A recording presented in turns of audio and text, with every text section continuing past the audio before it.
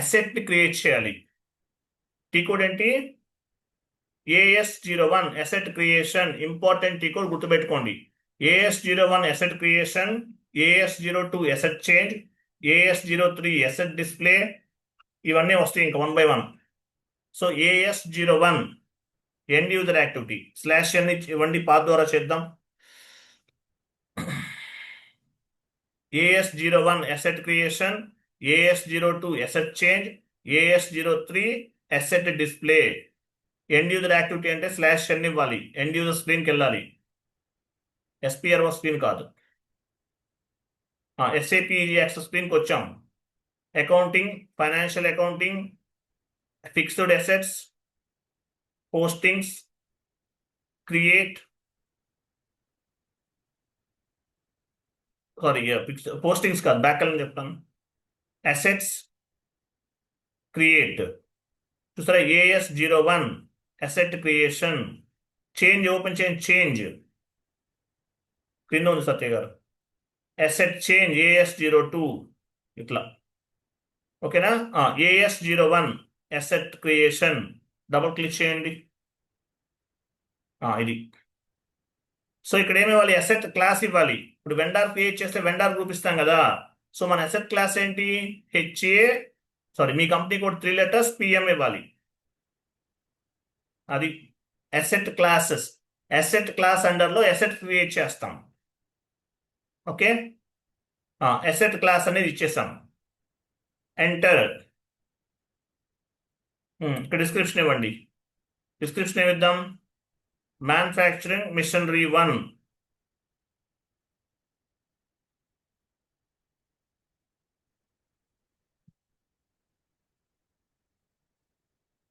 ONE 1.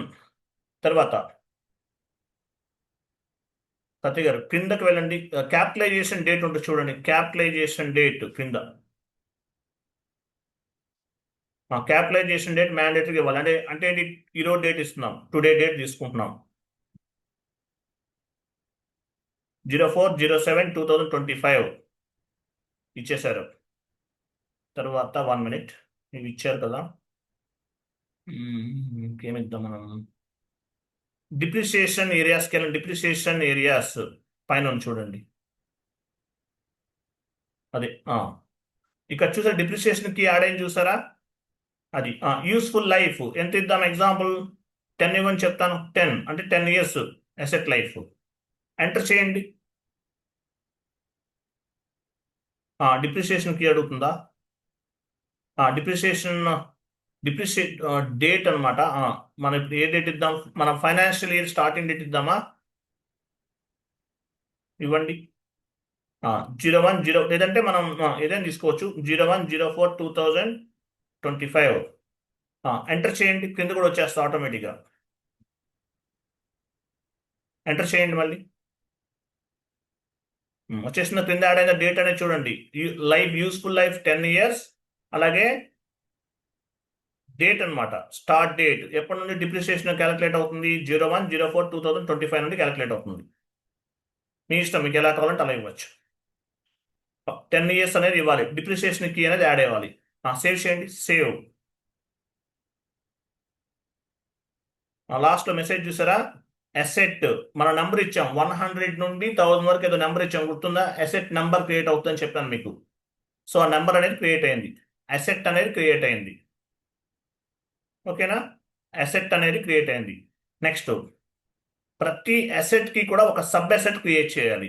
AS11 అసెట్కి sub asset create చేయాలి. AS11 open చేయండి.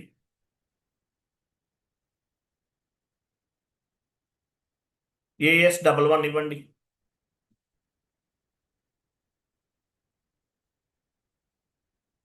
ఇక్కడ ఎంత వచ్చింది నెంబర్ అనేది ఆటోమేటిక్గా 100 తీసుకుందా? సరే, కింద 1 ఉంది కదా. ఇక్కడ చూడండి, మాస్టర్ డేటా పైన క్లిక్ చేయండి. మాస్టర్ డేటా పైన ఉంది చూడండి. ఇక్కడ నేమ్ చేంజ్ చేద్దాము.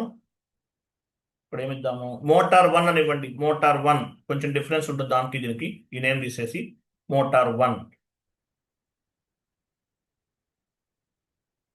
క్రింద అసెట్ క్యాపిటలైజేషన్ డేట్ ఇవ్వండి. సేమ్ ఇంతకుముందు ఇచ్చినట్లే డౌన్కి వెళ్ళి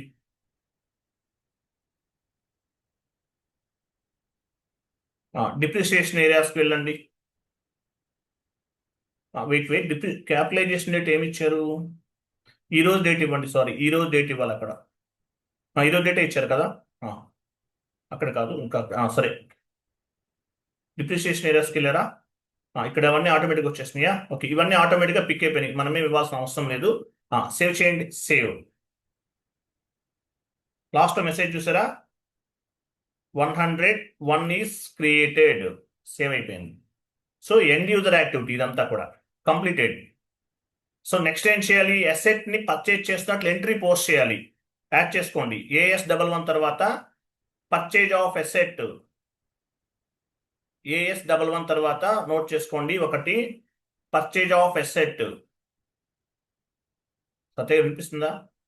AS11 తర్వాత అండి, సబ్ అసెట్ మాస్టర్ క్రియేషన్ తర్వాత అండి. ఇక్కడ ఉంది కదా సార్. AS11 అక్కడ పర్చేజ్ ఆఫ్ అసెట్ ఎక్కడ ఉంది? లేదు కదా.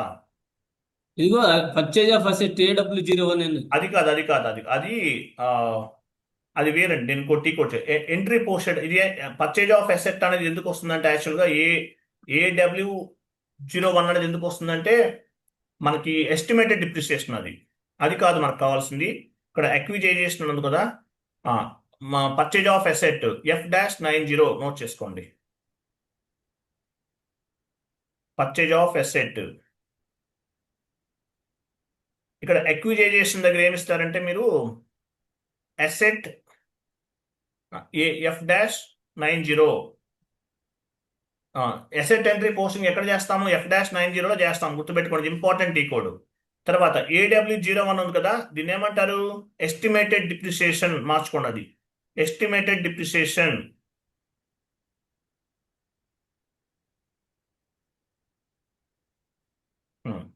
సో మనం ఏం చేస్తున్నాం? అసెట్ ని పర్చేస్ చేసినట్లు ఒక ఎంట్రీని మనం పోస్ట్ చేస్తున్నాం. F-90 టీ కోడ్ గుర్తుపెట్టుకోండి. అసెట్ ఎంట్రీ పోస్టింగ్ ఏంటి? F-90. GL పోస్టింగ్ FB50 ఎలాగో, లేదంటే F-02 ఎలాగో, F-90 అసెట్ పర్చేజ్ అంటే అసెట్ ని కొంటున్నాం మనం. వెళ్ళండి.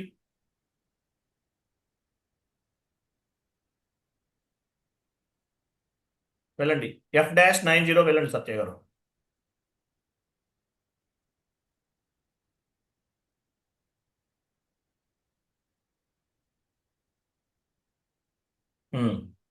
డాక్యుమెంట్ డేట్ ఇవ్వండి, వాళ్ళ డేట్ ఇవ్వండి. KR డాక్యుమెంట్ వస్తుంది అసెట్కి, KR. ఓకేనా? తర్వాత 31 అంటే ఏంటి? కింద కింద ఓ పని చేయండి, డాక్యుమెంట్ హెడర్ టెక్స్ట్ ఇవ్వండి. పర్చేజ్ ఆఫ్ అసెట్ 31 అంటే వెండర్ కదా. Asset account data to vendor. ఒక వెండర్ తీసుకోండి, మీ ఇష్టం, ఏదైనా ఒక వెండర్ తీసుకోండి. 31 అంటే ఏంటి? క్రెడిట్. అంతే కదా, డ్రాప్ డౌన్ చేసి చూడండి కావాలంటే. ఓకే, ఇవన్నీ ఇచ్చాం. నెక్స్ట్ వెండర్ ఇచ్చాం, ఎంటర్ చేయండి. ఎంత ఇద్దాం? అసెట్ వాల్యూ 1 lakh ఇద్దాం. 1 lakh. 1 lakh ఇచ్చారు. టెక్స్ట్ ఇవ్వండి. టెక్స్ట్ పర్చేజ్ మ్యానుఫ్యాక్చరింగ్, పర్చేజ్ మిషనరీని పర్చేజ్ చేస్తున్నాం. క్రింద పోస్టింగ్ కి పార్ట్ 70 అంటే డెబిట్ అవుతుంది. ఇక్కడ డ్రాప్ డౌన్ చేయండి. అసెట్ అకౌంటింగ్ లో 70 అంటే చూడదు, debit. Machinery account data to vendor. ఇక్కడ మ్యానుఫ్యాక్చరింగ్ 1 అని చూసారా? మ్యానుఫ్యాక్చరింగ్ 1 ONE1 ఏదో ఇచ్చారు, అది ఇవ్వండి. ఇది ఇవ్వాలి, ఇచ్చారు కదా. నెక్స్ట్ వెయిట్ TT టైప్ తర్వాత చూడండి, డ్రాప్ డౌన్ చేసి 100 ఇవ్వాలి అక్కడ. అది కాదు, దానికి ముందు అది cross company. TT type drop down చేయండి. 100 అంటే ఏంటో ఉందో కనిపిస్తుందా? 100 అంటే మీనింగ్ ఏంటి చూడండి.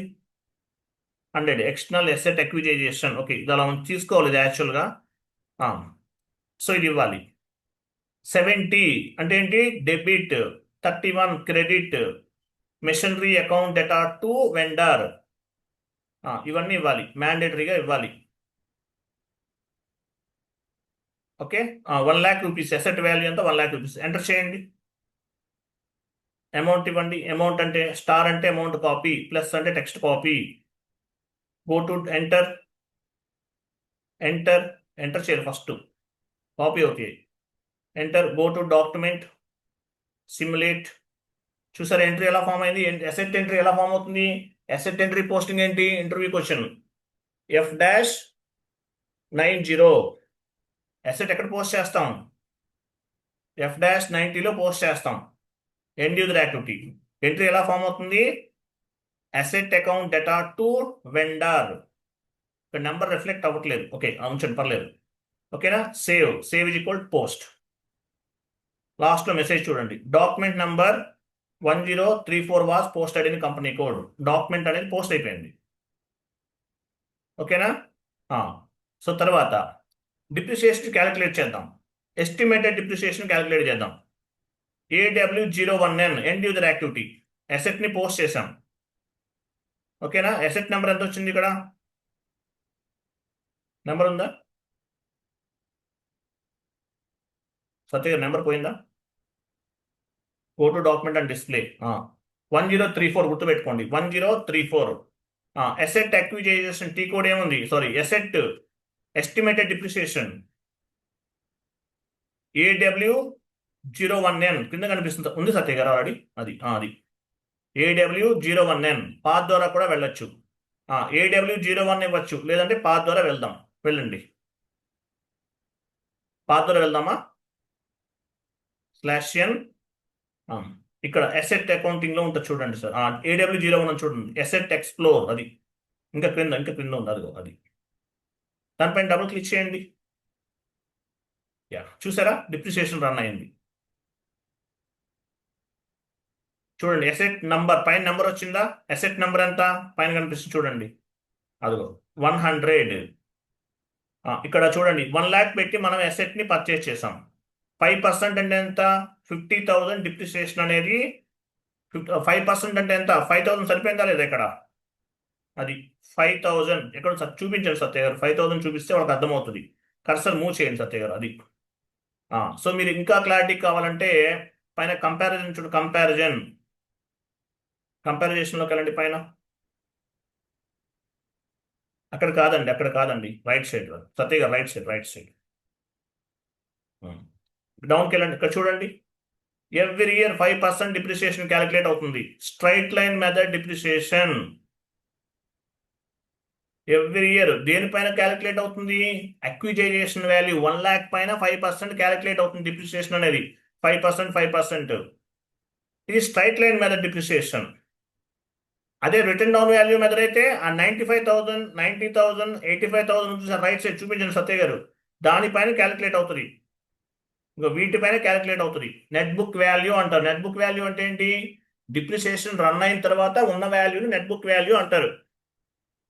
అర్థమైందా? డిప్రిసియేషన్ రన్ అయిన తర్వాత ఉన్న వాల్యూని ఏమంటారు? నెట్ బుక్ వాల్యూ అంటారు. స్ట్రైట్ లైన్ మెథడ్ అంటే అక్విజైజేషన్ వాల్యూ 1 lakh పైన 5% క్యాలిక్యులేట్ అయింది. అంటే 5,000 క్యాలిక్యులేట్ అయింది. SLM straight line method depreciation. అదే రిటర్న్ డౌన్ వాల్యూ మెథడ్ అయితే కనుక ఎలా క్యాలిక్యులేట్ అవుతుంది? ఇట్లా 95,000 పైన 5%, 1 lakh పైన 5%, 85,000 పైన 5%. అంటే నెట్ బుక్ వాల్యూ అంటే మీనింగ్ ఏంటి? డిప్రిసియేషన్ రన్ అయిన తర్వాత ఉన్న వాల్యూని నెట్ బుక్ వాల్యూ అంటారు. అక్విజైజేషన్ వాల్యూ పైన ఏది క్యాలిక్యులేట్ అవుతుంది? Straight line method depreciation calculate అవుతుంది. మనం లైఫ్ ఎంత తీసుకున్నాం? 10 years తీసుకున్నామా? డౌన్కి వెళ్ళండి. 10 years తర్వాత ఎంత ఉంది వాల్యూ అనేది? సత్య డౌన్కి వెళ్ళండి సార్. లాస్ట్ లో ఉంది చూడండి. డౌన్ లేదు సార్, ఇదే సార్ ఎండ్. ఉంది sir, right side click right side tab ఉంది చూడండి, పట్టుకుని లాగండి, కిందకి వస్తుంది. అది కాదు సార్, రైట్కి వెళ్ళండి. ఇంకా రైట్కి వెళ్ళిపో. అది కాదు. అదే లాస్ట్ ఇంకా డౌన్ కలిపి. సత్య గారు కంప్లీట్ మీకు అసలు రైట్కి మూవ్ చేసేయండి. రైట్కి వెళ్ళిపోండి, అలా గురించి రైట్కి ఇంకా రైట్కి వెళ్ళండి. రైట్ కంటే కిందకి వెళ్తాను మీరు. అది కాదండి బాబు, రైట్కి వెళ్ళండి. ఇంకా రైట్కి వెళ్ళండి. ఇంకా రైట్లో ట్యాబ్ ఉందా? అది మీకు ఇంకా క్లారిటీ కనిపిస్తుంది. చూసారా? ఆఫ్టర్ 10 years తర్వాత ఎంత ఉంది వాల్యూ అనేది? 1 lakh పైన 55,000 ఉంది అసెట్ వాల్యూ. 10 years తర్వాత 2025 నుండి 35 వరకు క్యాలిక్యులేట్ అయింది. మనం 10 years తీసుకున్నాం అసెట్ క్రియేట్ చేసే టైంలో. దాని ప్రకారం క్యాలిక్యులేట్ అయింది. మీరు ఏది తీసుకుంటే అది క్యాలిక్యులేట్ అవుతుంది. క్లియర్ కదా? అది ఇది అసెట్ అకౌంటింగ్. ఇప్పుడు మనం చేసింది ఏంటి? అసెట్. ఇప్పుడు మనం ఏం చేసాం ఇక్కడ సత్య గారు? ఒకసారి ప్లాండ్ వాల్యూకి వెళ్ళండి. ప్లాండ్ వాల్యూస్లోకి వెళ్ళండి. దానికి ముందండి లాస్ట్లో 1,00,000 పైన డబుల్ క్లిక్ చేయండి. లాస్ట్ ఇంకా క్రింద అది. ఇది ఎంట్రీ, మనం పోస్ట్ చేసిన ఎంట్రీ. 1,00,000 పోస్ట్ చేస్తాం కదా, దానికి ఎంట్రీ అనమాట ఇది. ఇదేంటిది యాక్చువల్గా ఇక్కడ? ఇది ఏ వాల్యూ, దేనికి సంబంధించింది ఇది? ఇదంతా కూడా కంప్లీట్గా దేనికి సంబంధించింది? Estimated depreciation. ఎస్టిమేటెడ్ డిప్రిసియేషన్ అంటారు దీన్ని. మరి ఫైనల్గా అసెట్ డిప్రిసియేషన్ ఏ కోడ్లో క్యాలిక్యులేట్ అవుతుంది? అసెట్ ఇంకా ఫైనల్ డిప్రిసియేషన్ ఏ కోడ్లో క్యాలిక్యులేట్ అవుతుంది? నోట్ చేసుకో సత్య గారు, నోట్ చేసుకోండి సార్. షీట్ ఓపెన్ చేయండి. ఇంకా ఈ 6th పాయింట్ చూడు, లాస్ట్ వన్, డిప్రిసియేషన్ రన్ ఏఎఫ్ఏబి. ఇది ఫైనల్ డిప్రిసియేషన్ ఇక్కడ. ఇంక ఇవన్నీ ట్రై చేయండి మీరు. అసెట్ ట్రాన్స్ఫర్ గుర్తుపెట్టుకోండి, అసెట్ ట్రాన్స్ఫర్ చేస్తారు. అసెట్ రిటైర్మెంట్ విత్ కస్టమర్, ఎవరికైనా సేల్ చేస్తే, స్క్రాపింగ్ అమ్మేస్తే ఎలా ఉంటుంది? Depreciation run. ఇవి 6th పాయింట్, జస్ట్ ఇవి గుర్తుపెట్టుకోండి. బట్ ఈ లాస్ట్ ఈ కూడా ఇంపార్టెంట్. ఏఎఫ్ఏబి అనేది చాలా ఇంపార్టెంట్, ఇది గుర్తుపెట్టుకోవాలి. క్లియరా? ఏఎఫ్ఏబి అనేది చాలా ఇంపార్టెంట్. డిప్రిసియేషన్ రన్ ఎక్కడ అవుతుంది? ఏఎఫ్ఏబిలో అవుతుంది అని చెప్పాలి. డబ్ల్యూడి మీరు ఏం లేదు ఇక్కడ, అసెట్ అకౌంటింగ్ గురించి నోట్స్ చదవాలి. తర్వాత డబ్ల్యూడివి మెథడ్, ఎస్ఎల్ఎం మెథడ్ ఇవి అడుగుతారు. అసెట్ ఎంట్రీ పోస్ట్ ఎలా చేస్తారు, అసెట్ మాస్టర్ ఎక్కడ క్రియేట్ చేస్తారు, ఇవి మేజర్గా మీరు గుర్తుపెట్టుకోవాలి. అలాగే అసెట్ అకౌంటింగ్ చాలా ఇంపార్టెంట్. క్లియరా? అర్థమైందా? అర్థమైందా లేదా? కన్ఫ్యూజ్గా ఉందా? ఏంటి ఎవరు మాట్లాడరు? గోపాల్, అర్థమైందా మీకు? Yes sir. అర్థమైందా? 2 times వాచ్ చేయండి. నేను చాలా స్లోగా చెప్పాను. సరే, లాస్ట్ క్లాస్ రికార్డ్ అవ్వలేదు కదా, అది కూడా చెప్పాను. అది అర్థమైందా మీకు? అది కూడా క్లియర్గా రికార్డ్ అవ్వలేదు కదా, అది నేను చూపించాను. అర్థమైంది. జిఎల్ అకౌంట్స్ క్రియేట్ చేయాలి, తర్వాత జిఎల్ అకౌంట్స్ని అకౌంట్ డిటర్మైజేషన్లో అసైన్ చేయాలి. అర్థమైందా అది ఎలా చేసామో? సత్య గారు మీకు, సరే మీరు చేశారు కదా, మీకు మిగతా వాళ్ళకి అర్థమైందా? ఎస్ సార్, అర్థమైంది సార్. అర్థమైంది కదా? Okay, fine, no issue. So next class ఏంటి? మనం కంట్రోలింగ్ స్టార్ట్ చేద్దాం. రేపటి నుండి 3 days కంట్రోలింగ్. ఇంత కష్టం ఉండదు, డోంట్ వరీ, సింపుల్గా ఉంటుంది. బట్ కొంచెం కేర్ఫుల్గా వినాలి. సిలబస్ కాపీ ఓపెన్ చేయండి సత్య గారు. అసెట్ అకౌంటింగ్ అయిపోతే అయిపోయినట్లే. ఇది 2 daysలో చెప్పచ్చు, బట్ మనం 3 days చెప్పాం.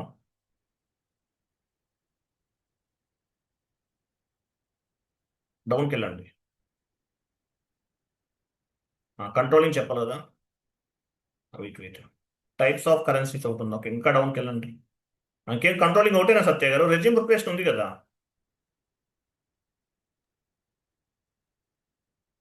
ఏం సార్? రెజ్యూమ్ ప్రిపరేషన్ ఉంది కదా సార్. ఆ, రేపు రెజ్యూమ్ ప్రిపరేషన్ పెట్టుకుందాము. Day after tomorrow 2 days 3 days controlling చెప్పేద్దాం, అయిపోతుందా? క్లియర్ కదా? రేపు రెజ్యూమ్ ప్రిపరేషన్ చెప్పేద్దాం. ఓకేనా? ఓకే సత్య గారు, ఆ. ఓకేనా? సరే సార్. రైట్ అండి. థ్యాంక్ యూ అండి, బాబాయ్. Okay, good night all sir. Good night all, బాబాయ్. అవుట్పుట్ కరెక్ట్గా ఒక్క ఎర్రర్ కూడా ఫామ్ అవ్వలేదు. గ్రేట్, థ్యాంక్ యూ అండి, బాబాయ్. Same sir. చెప్పండి. సార్ S4 HANA ఇది సేమ్ అండి, asset accounting. S4 HANA, S4 HANAలోనే దీనిలో చేంజెస్ ఏమి ఉంటాయంటారా? సేమ్ యాజ్ ఇట్ ఈజ్ ఉంటుంది. S4 HANAలో చేంజెస్ అయితే యాక్చువల్గా ఏం లేవండి. మనకేంటంటే టెక్నికల్ క్లియరింగ్ అకౌంట్ అని ఒకటి ఇంట్రడ్యూస్ చేశారు. ఓకే. ఇక్కడ ఏమైంది, యాక్చువల్గా మనకి ఎంట్రీ ఎలా ఫామ్ అయింది? మీకు S4 HANA వీడియోస్ వినండి, అక్కడ టెక్నికల్ క్లియరింగ్ అకౌంట్ గురించి కూడా నేను ఎక్స్ప్లెనేషన్ చెప్పాను. ఓకే. S4 HANAలో ఏంటంటే ఇప్పుడు మామూలుగా ఎంట్రీ ఎలా పోస్ట్ అవుతుంది ఇక్కడ? ఇప్పుడు machinery account data to vendor Yes, sir. 31, అలాగే మిషనరీ అకౌంట్ అనేది 70 వచ్చింది. ఎస్. అక్కడ ఏంటంటే టెక్నికల్ క్లియరింగ్ అకౌంట్ అనేది ఒకటి యాడ్ అవుతుంది. అడిషనల్ చేంజెస్ అండి. అయితే ఏం లేవండి. అంటే మనకేంటంటే ఇంటర్వ్యూలో అడిగారు కాబట్టి చెప్పాలి అంతే. ఇప్పుడు మీకు S4 HANAలో కూడా ఇలానే ఉంది, పెద్దగా డిఫరెన్సెస్ అయితే లేదు. నేను చేశాను కాబట్టి నేను చెప్తున్నాను. S4 HANA పైన మనం క్లాసెస్ చెప్పాను కాబట్టి. బట్ S4 ఓకే హానాలో ఏంటంటే డిఫరెంట్ అసెట్ క్లాసెస్ అనేది క్రియేట్ చేశాను నేను. డిఫరెంట్ వేస్ లో చెప్పాను. అది నేర్చుకుంటే మీరు ఒక 20 ఇయర్స్ ఎక్స్పీరియన్స్ అయినా కూడా మీకు యూస్ఫుల్ అవుతుంది. అట్లా ఉంది అది. కాబట్టి S4 హానా అసెట్ అకౌంటింగ్ చాలా కేర్ఫుల్ గా వినండి. ఇది ఒకసారి చేయండి, తర్వాత S4 హానాలో చేయండి asset accounting. Okay sir technical clearing account అనేది ఒకటి ఇన్వాల్వ్ అయింది అక్కడ మేజర్ గా, ఎందుకంటే రిపోర్టింగ్ పర్పస్. తర్వాత ఈసీసీకి S4 హానాకి డిఫరెన్సెస్ ఏంటి, ఒక 5 పాయింట్స్ గ్యాదర్ చేసుకోండి. మీరు ఓన్ గా గ్యాదర్ చేయండి, నెట్ లో వెతికి ఫైండ్ అవుట్ చేయండి. ఒకళ్ళు అడిగితే అవి చెప్పండి, సరిపోతుంది. ఓకేనా?